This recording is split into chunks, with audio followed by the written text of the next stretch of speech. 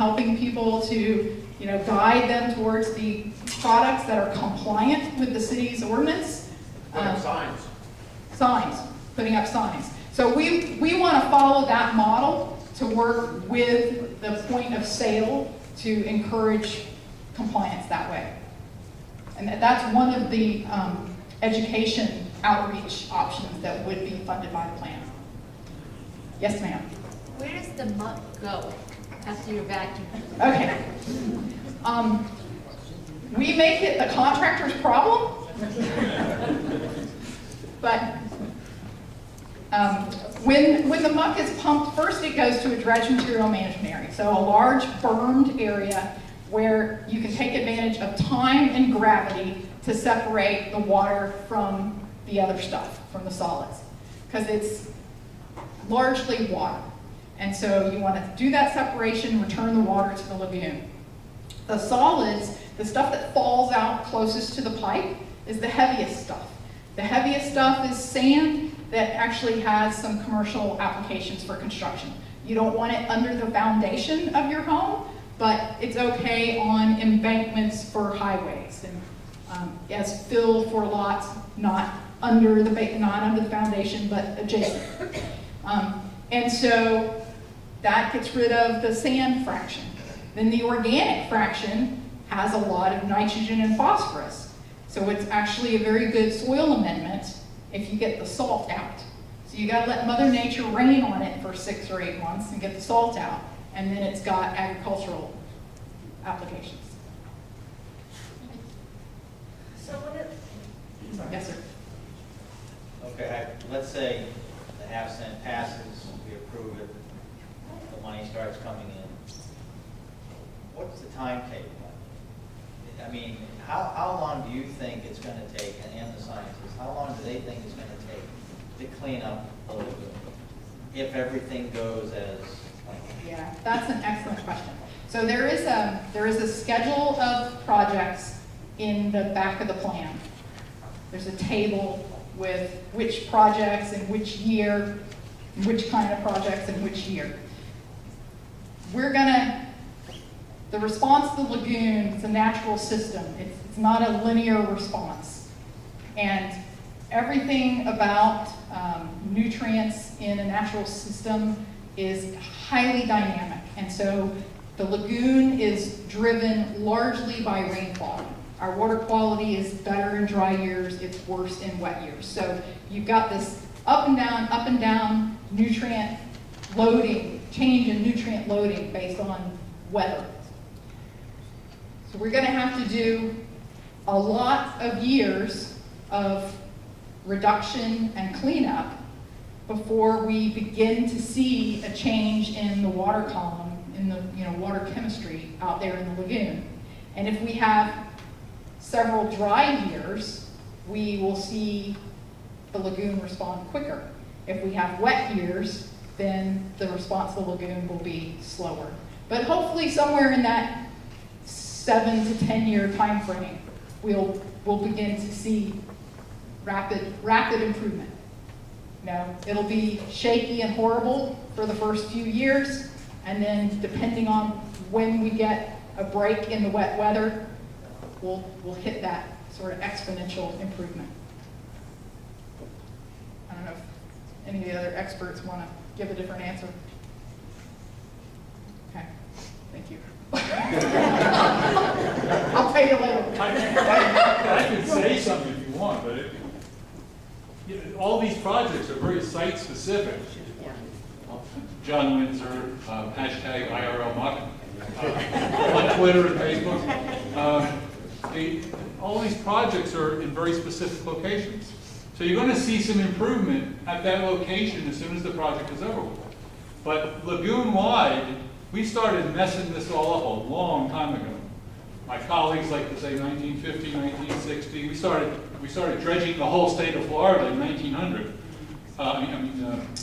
Ditching the whole state of Florida in 1900. So it's going to take a little bit of time and a little bit of patience. And I hope that people don't go through their 2-year or 3-year cycle of things and get really excited about something and then say, forget it. Keep coming out, keep pressing the county. See, I can advocate because I don't work for the county. And I am an advocate of the Save Our Lagoon plan. Yeah, so it took decades to get us this messed up. It's gonna take us a good decade to straighten it out. Yes, sir. Yes, as far as the muck removal goes, are the canals part of this project? Or is it all just going to be in the main water body? The majority is in the main open water body because that's where the biggest benefit is gonna be. But obviously the canals, especially when you have a big storm event and you have a stormwater outfall in the back end of the canal system, it has the potential to flush the muck out of the canal systems and out into the open water. So what we want to do is minimize that risk by doing some dredging in the canal systems and creating sumps to trap that material and prevent it from blowing out into the lagoon. Thank you. Okay? Yes, sir. First off, I gotta give you guys mad props.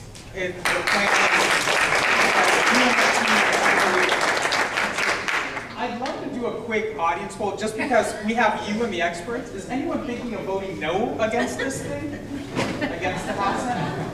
So I would, No, but I do have questions. I'd love for you guys to be able I to do have respond. questions. There's plenty of people, I think, that all of us really want a great lagoon. This gentleman brought up a good point. You know, there's no, I had an aquarium when I was a kid. You know, I think everybody did. And I've been here all my life. And I'm 50 plus, I'm not going there, but I've been here probably most of you all my life. Worked out at NASA, all over here. But you know something, one thing about an aquarium, you're gonna clean that aquarium, you're gonna clean that aquarium.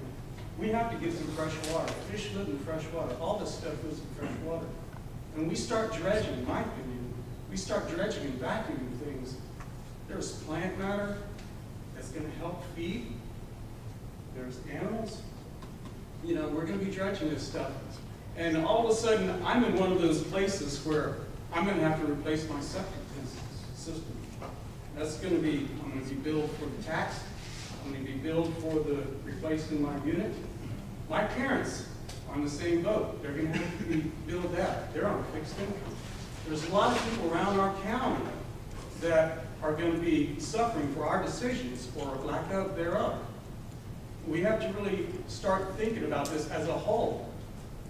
Back in the 50s, 40s, 30s, we had a really good place back there. You know, we had a lot of fresh water stuff coming in here.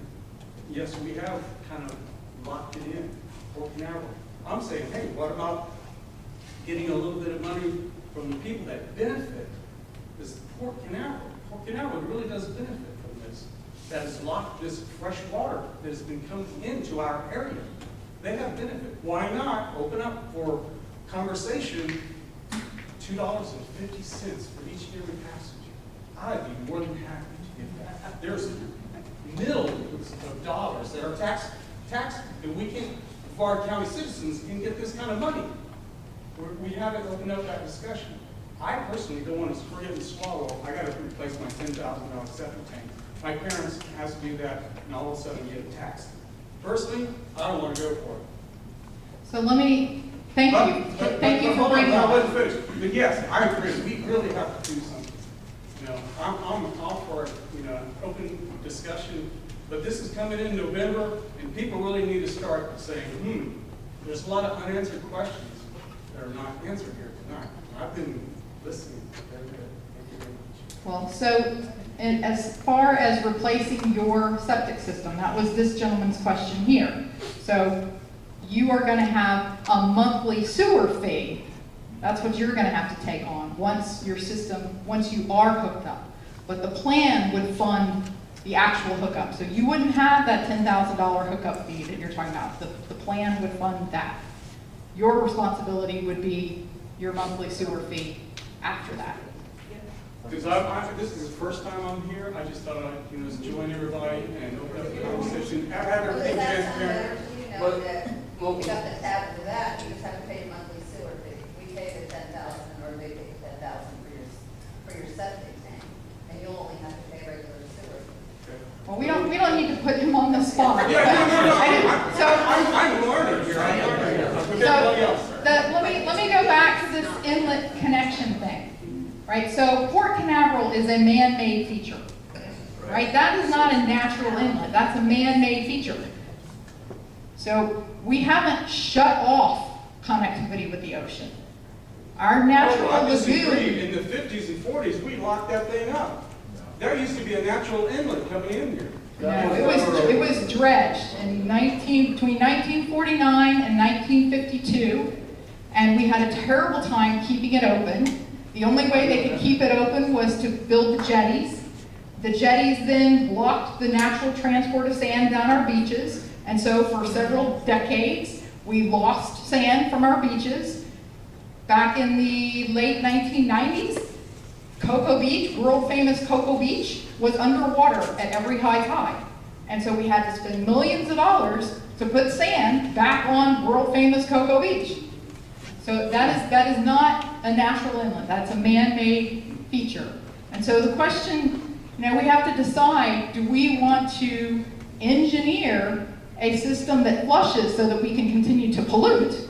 Or do we want to clean up our act to restore a system back to closer to how it was made to be? The fact that we have the amazing redfish population at the northern end of the lagoon.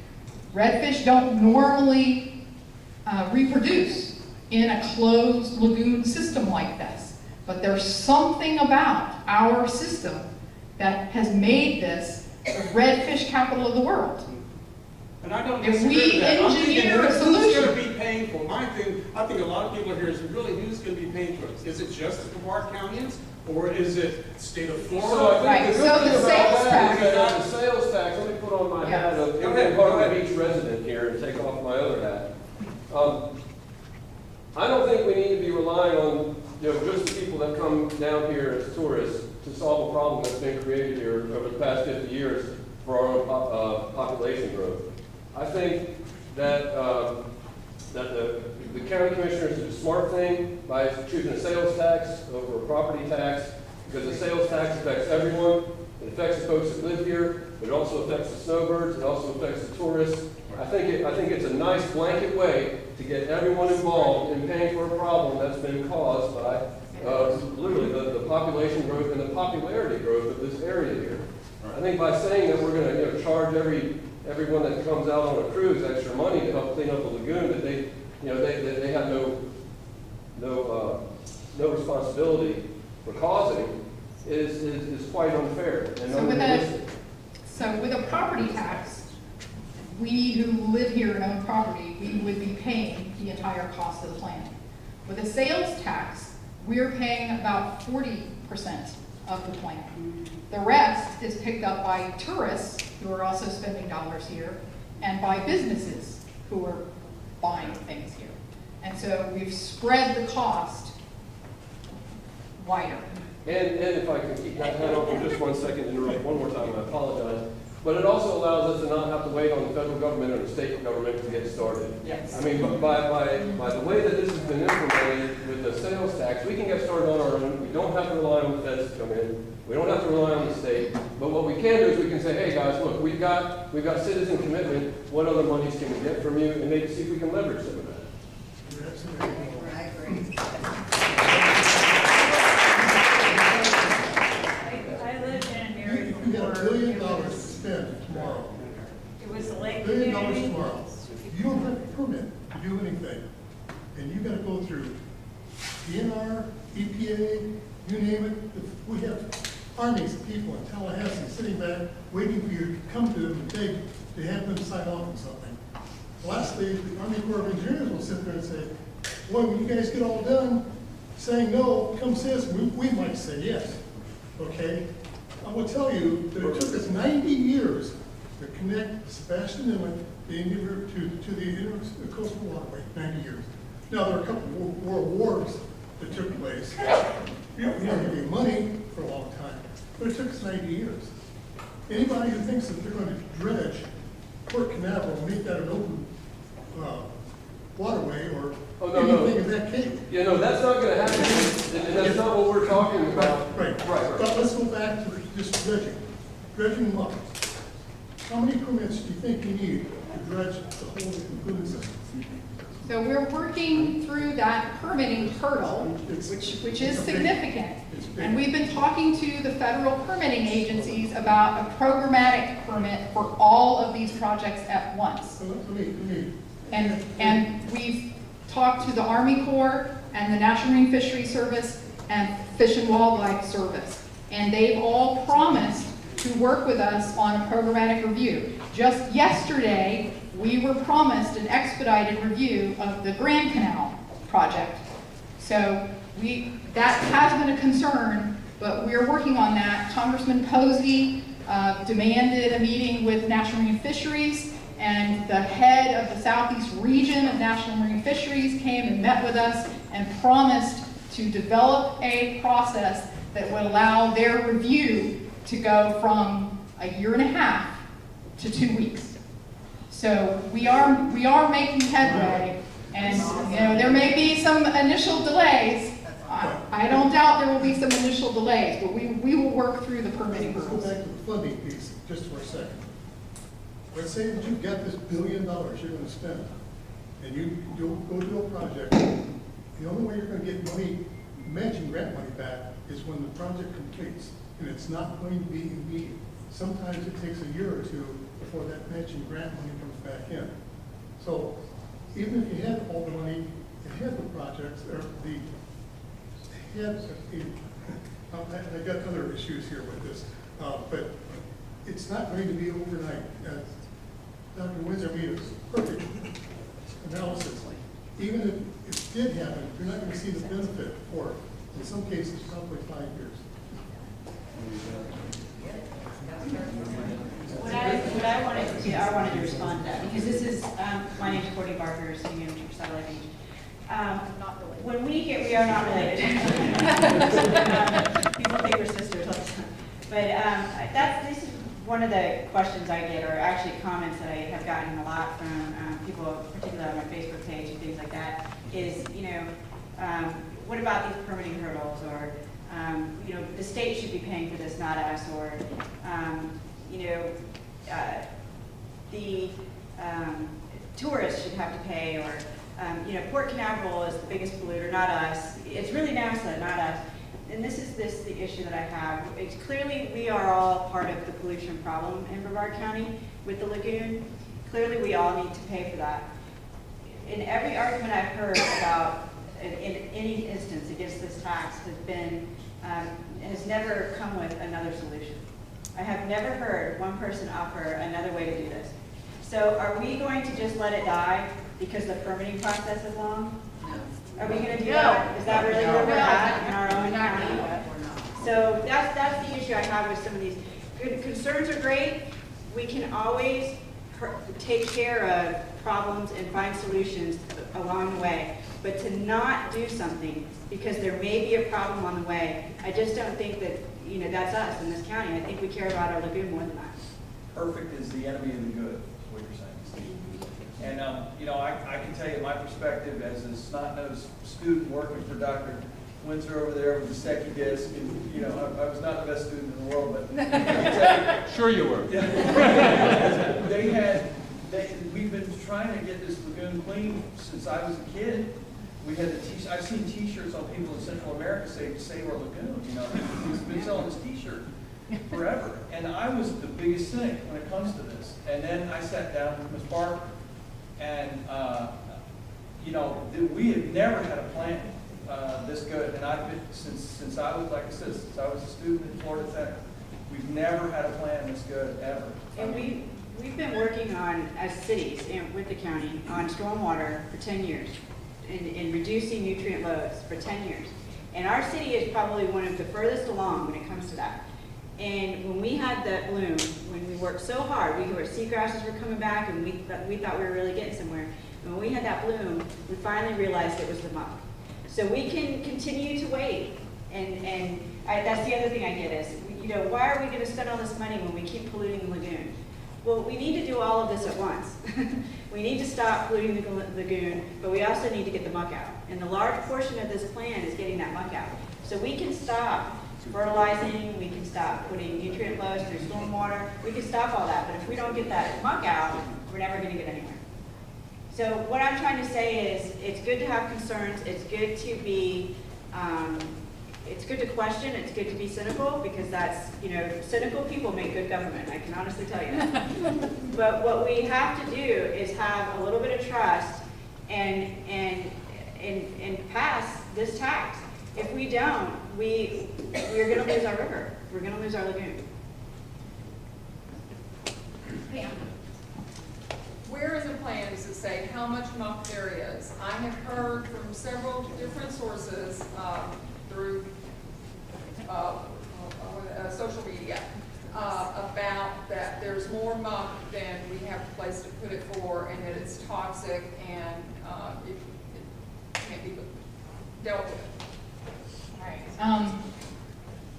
I can't tell you what page number, but I can certainly send you information on how much muck is where. And that map from the Water Management District gives thicknesses, and then from the GIS map you can calculate area. So well, I would assume y'all would have calculated that. right. So we have a good estimate on the volume of muck, and most of it is water.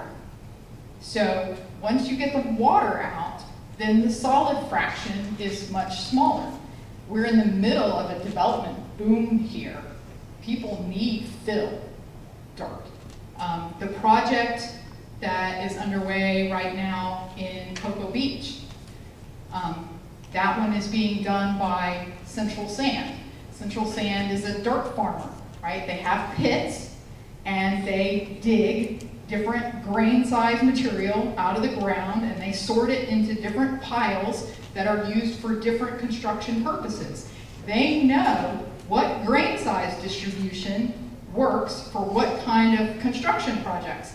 And so they are blending the material in from the Cocoa Beach project to make all these different products that have these different uses in construction. So so it's not toxic? No, it is not toxic. And do you want to say anything? So Dr. Treffery is Mr. Muck. Dr. Muck has been studying muck in the lagoon for 30 plus years, and he is a very famous soil scientist looking at metals in dirt, and in, he's looking at me like, what is she going to say? Right? Marine study. In glacial deposits, we have a master in our midst. We're very, very fortunate that he happens to be at Florida Tech, and so he's had lots of students working with him studying on what's out the back door. But so he is an absolute expert on the toxicity of this material and the heavy metal content of this material. So that's why I'm going to have him answer the question. Thank you. Let me go to your amount of muck. So we estimate there's 5 million cubic yards. To put that in perspective, if you put it on a football field that's about an acre, it would be 1,000 yards high. So you are immediately correct. We don't have a place to put it all. So the next step that is going to be developed is we have little footprints where after we dredge, we bring it to the shore, it's squeezed, it's processed, it's cleaned, the water goes back into the lagoon, and the dry muck goes into a dump truck and goes out of town, because we can't store it in all of these DMAs. So that's already well thought along, because we don't have enough place to put it all, but it will be taken care of. So that takes care of that. As far as the toxicity is concerned, the two major concerns of toxicity are salt and hydrogen sulfide. So the salt is going to be an issue in some places, depends on where you put it, but that's one. The hydrogen sulfide, as soon as you get it in the air, it's not going to be that way anymore. So once you get it out of the lagoon, the hydrogen sulfide is no longer an issue.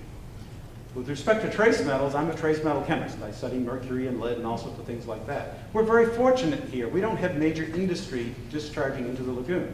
So we have very few contaminated sediments. We don't have problems with hydrocarbons or mercury or lead or anything like that. Very seldom do we see anything that's contaminated. So it's not contaminated. It's not dangerous. But people say that Cape NASA contaminated and it's gone into the lagoon. Well, read my papers. I've been writing reports for 30 years. I think that someone's just not looked at the right work. You've tested up there? I have tested from Smyrna Beach all the way to Miami. And I have tested in Lake Okeechobee and everywhere else. There were problems other places. We're very lucky up here. So from Sebastian Inlet all the way up into Mosquito Lagoon, the sediments are not contaminated. It's not the problem. So the problem, believe it or not, is always the simple things. Salt and hydrogen sulfide. So I love to have questions because we've been thinking about this for a long, long time. I first went to the county commission 25 years ago and I said, we got to stop putting this muck into the lagoon. And here we are 25 years later, we've gotten nowhere. And the reason we didn't get anywhere is because all the money was piecemeal. You know, I'd get a little project here, a little project there. This is what is needed to get something where you actually have a plan that's 10 or 20 years out. We've been asking for this for a long time. It's great. We just got to get behind this. Did I answer your question? So we know all. You got cut off a long time ago. Do you still have a question? Well, I just had to experience something where I lived in a lake community, and the area was all septic tanks, including the lake at the bottom. What the government did, and what you people could even do with this money, is it was financed over 20 years. Homeowners did pay, but it was over 20 years with very, very low interest. And it made it not so hard for each person, and it took the load off of the taxpayers. So I just thought that was a good plan that they had. It didn't really hurt anybody that much. Thank you. Right, so we could set up a financing option like that, put that responsibility on the public. The fraction of the entire 300 million that's spent on septic to sewer and septic upgrades is actually fairly small. I think it's about 40 of the 303 million. So. But I had to pay it, but it was not that hard to do. It was just spread out over such a long period with almost no interest, and it all worked out. All right, back to the room. But that $42 million is only covering about 2,000 systems, correct? It's not doing the 15,000. Yeah, it's just under 2,400 septic to sewer, and then another 1,500 or so septic upgrade, so about 4,000. You do know that the nitrogen study that the state did was never really completed, so they never finished the designs or any of the work on those systems? Which systems? The new nitrogen reduction systems. Well, they had a final report that came out in Yeah, December. the final report came out, but the systems themselves, the whole design and everything's never been completed. That was part of the report, but I think... There were 7 systems that were constructed across the state of Florida in different soils. And tested, they were test systems. Yes, pilot systems that were monitored for 2 years. Right. We are also constructing 4 systems here in Brevard. We've already got the grant. We're already contracting with the contractor to install them. We'll be monitoring those here to confirm those results locally. State match. Yeah, it's state funded. Well, and don't forget that even though the plan has a certain amount of money for any strategy, the county is still working with the state of Florida trying to get the 50-50 match with Amendment 1 funds. And Chairman Barfield was just talking to me, well, Virginia was talking, because I've seen this presentation about 20 times now. But, and so he was just talking to me about that's their top legislative priority to get those funds. So those funds will be added to these funds. And so this isn't the only funding source we're talking about for these projects. Yeah, so especially for septic, addressing septic systems. Because that's such a large issue in the southern end of the county as well, the governor promised 50-50 matching funds for the southern end of the Indian River Lagoon. And we're like, super bloom, unusual mortality events, northern end of the lagoon. And so we've been working with the agency, his agency heads, to expand the language of the governor's 50-50 match to include our end of the lagoon. So we're very hopeful that that will come to fruition. I think we had, wasn't there somebody in the back over here? No? I was just going to make a Yes. comment when she was talking about the muck. I used to work in an environmental lab, and we dealt with muck and sediment all the time. We didn't have any protective anything on, just kind of put gloves on just because it felt gross. And everything was fine. So yeah, it's not something to be like scared of. But I mean, I know $300 million sounds like, oh my God, a lot of money, but when you think about it, it's only 50 cents for every $100. A lot of places have, I lived in Ohio, 7% sales tax already, even higher. So I mean, I don't think we're gonna feel. And we don't have a state tax either. Right, feel the impact. You know, like it's not gonna be noticeable from day to day. And if we can't pay 50 cents on every $100 for clean water, I mean, I don't know. When you drive to Osceola County, you pay a 7% sales tax. Yeah, When yeah, you so that's drive still to Indian River not- County, you pay a 7% sales tax. It's not. I think Volusia's 6.5. I think Orlando, Orange County's now going to 7 soon.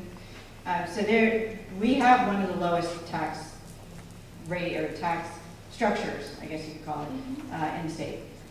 So when you drive to other counties, you're paying for their infrastructure, you're paying for their schools, and so we're just asking for our tourists to do the same. Seems to me like, I congratulate you on the plan. I'm voting for it. I'm happy to pay the fees. I'm happy to reduce my fertilizer, blah, blah.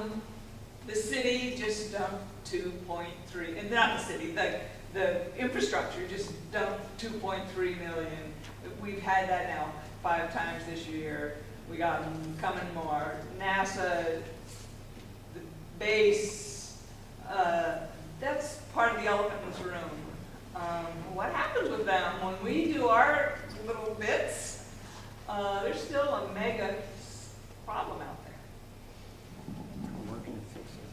Right, so that graph that I showed earlier, that's their 20-year plan, the reason that we're seeing all these breaks is because we waited far too long to fund the repair and replacement of that aging infrastructure. And so we're now in a 5-year race to try to catch up.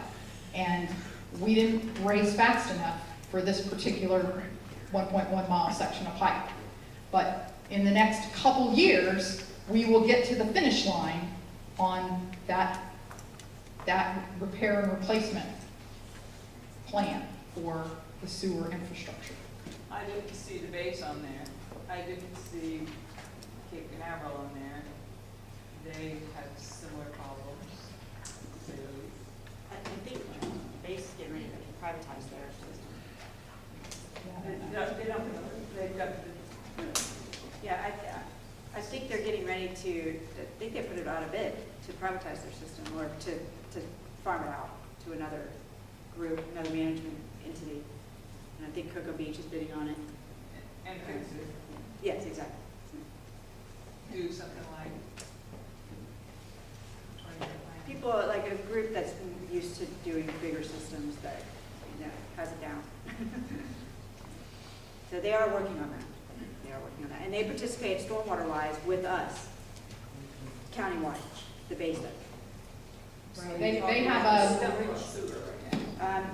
For the sewer, their sewer system, they put out an RFP, like what they're trying to do. I wasn't sure that you were talking, you went Oh, no, back to sales. that is what, they're trying to, find somebody else to manage their sewer system. Their stormwater, on the other hand, they participate with us countywide, in complying with stormwater regulations, just like a city or county does, so they are part of that. Could you just quickly address the length of the tax increase? And is it that, I heard it was something that was going to sunset out 10 years. after 10 years? Yeah. so, right, half cents on the dollar. We would set up a special taxing district, that's countywide, so with the cooperation of all the cities. All the dollars that are collected would go into say, the Indian River Lagoon Trust Fund. The only thing that the trust fund can be spent on are projects that are approved in the plan. We would expect collections to be on the order of $34 million a year. That's obviously going to flux with the economy. There'll be good years and bad years. It's like you said, there's a 10-year sunset. So it will automatically sunset, come to an end at 10 years. And the only way that it could be continued would be if the public voted to reinstall it. And already talked about using it to leverage other funds and accelerate project schedules. Wow. Okay. Yes. What are we gonna do if it doesn't pass? Well, how much? I'm gonna quit and take a very long vacation. I want it to pass, you know, but I'm sure that there's not a lot of people in this county that are as passionate about this as we all are. You know, I mean, because we're passionate enough to show up. So get out the word. You know, are we running TV ads or anything? I mean, is any of that educating the masses? We can't advocate, I can't advocate.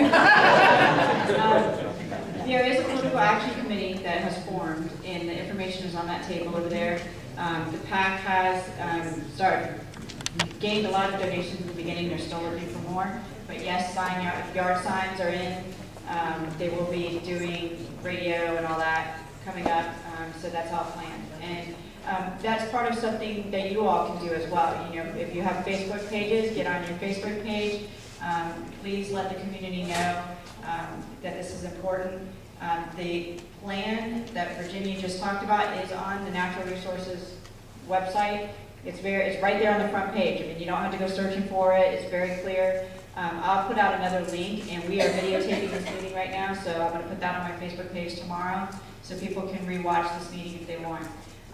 But what we do need you all to do is we need those warriors. So if you're willing to stand out and wave signs on the side of the road, they need those people too. So they will take those, fill out a card, and the PAC will be collecting those.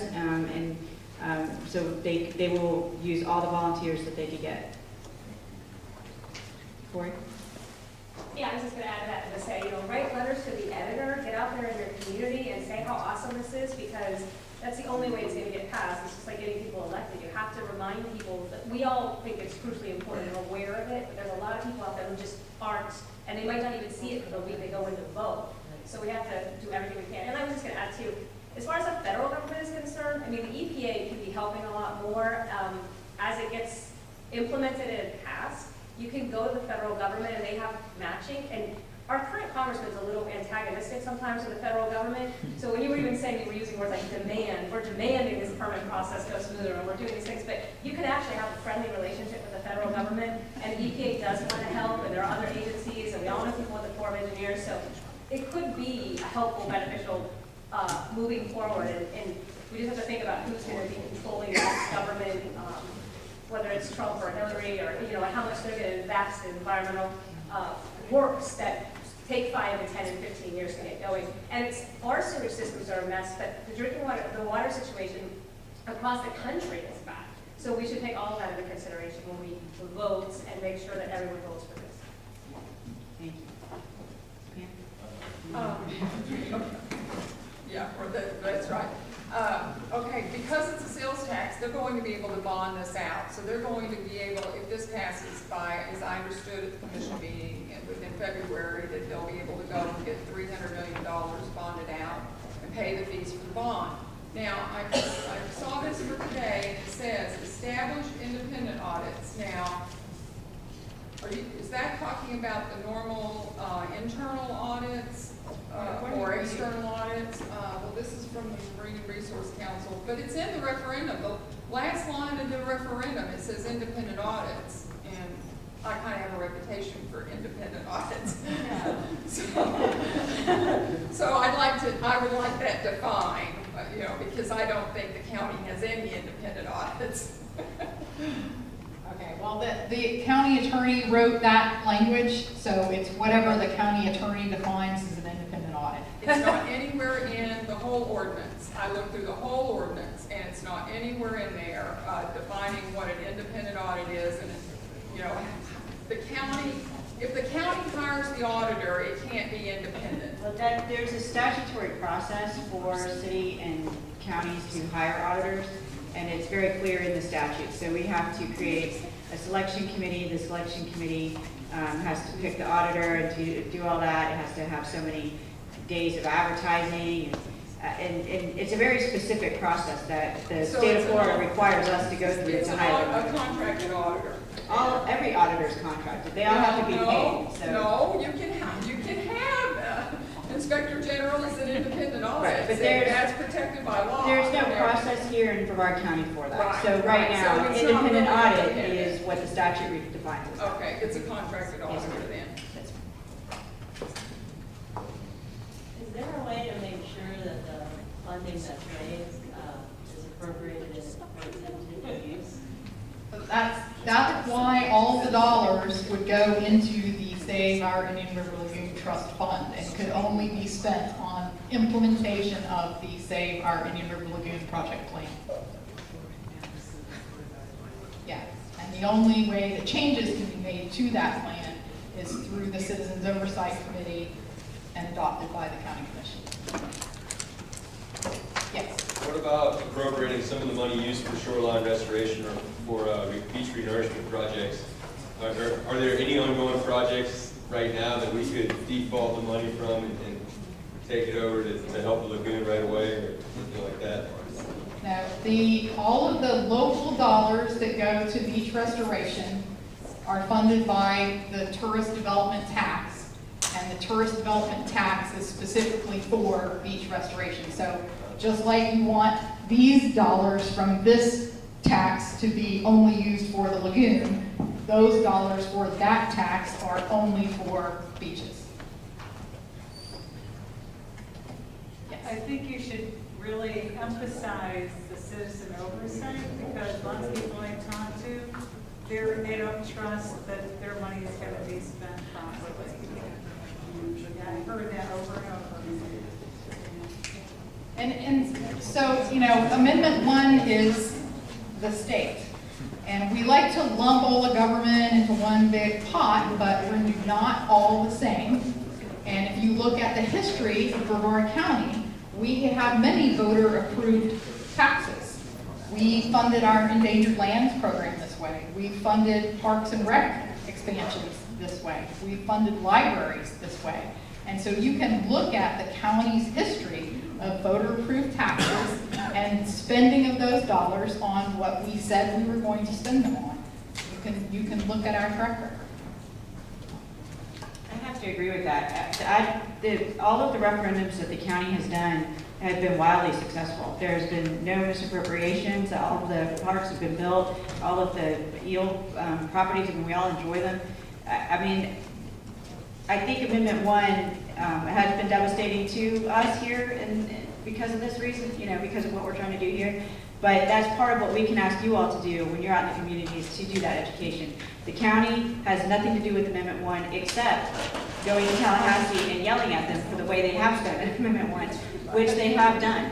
Their lobbyist is doing the same thing as our lobbyists. We have been very vocal against how they've spent that money. So that is something that you can do, is help people understand the difference between the county government and the state in that regard. Yeah, thank you. Great discussion so far tonight, by the way. So, just so people aren't deceived, and I know it's being recorded, the half cent is actually a 0.5% tax.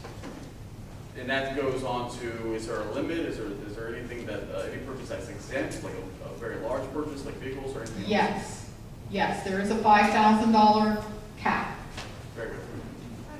I think the public needs to understand that. That is a good point. And that should be advertised, because people buying vehicles or whatever. Right. Making decisions. Good point. Anything you're here? Just one quick thing. What do we need to make it pass? 51%, or is it a Yes. 2/3? Okay, simple majority. Simple majority. We're not like Okay, Pam? I hate to be the devil's advocate, but the oversight committee has no authority. They review, they recommend. The county goes to them and once or twice a year, whatever it is that it's going to come back. But if they see something wrong and they don't like it, they can't stop it. They have no authority. So what the ordinance does say is that the oversight committee will come up with a recommendation. And that recommendation will be published for everyone to see trying to remember how many days it is before the county commission. But it's longer than usual, so that there's additional time for the public to be able to review what those recommended changes are and have notice of the public meeting when that will be discussed, so that you can come to the county commission and support or not whatever those recommended changes are. Right, but there's no authority there, but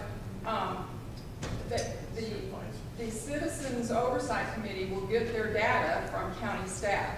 And cities. There's, technical people throughout the county that will be providing that information to the Oversight Committee. But I think the point needs to be made that you can't have $304 million in the hands of non-elected officials. I mean, our county commission is the end result. And so if we had an appointed committee that was approving $304 million, I think that people would have a big problem with that. Choose the commissioners wisely. But people are counting, people keep saying, we have the Oversight Committee, that's going to protect the money. No, it is not. They're tasked with oversighting, which means looking at all the information and taking the time that you would normally have to into looking at it, and then letting you know with a report that all the professionals feel. But they're not elected. Our votes are the oversight. So there's no way that they can say, there's no way that I would feel comfortable with somebody saying that, yeah, you go ahead and say what you want to do, because they're not elected. They suffer no repercussions either. They're going to oversight and let you know what they see. The other thing too is well, your vote is your control. We also have to make sure that we always differentiate between, just because a county commission or even a committee may choose to do something that may not be in you think is the best way, it doesn't mean that it's wrong or it's illegal or it's unethical. It just means that they chose a strategy that is different than your ideal strategy. So the Oversight Committee is there to provide an extra layer of opinion and advice to the County Commission. But the County Commission, like every elected official in every local government, they're it. They're the ones that we elect. They're the ones that are accountable to us. And so we cannot have a appointed committee in charge of $304 million. Are we winding down yet?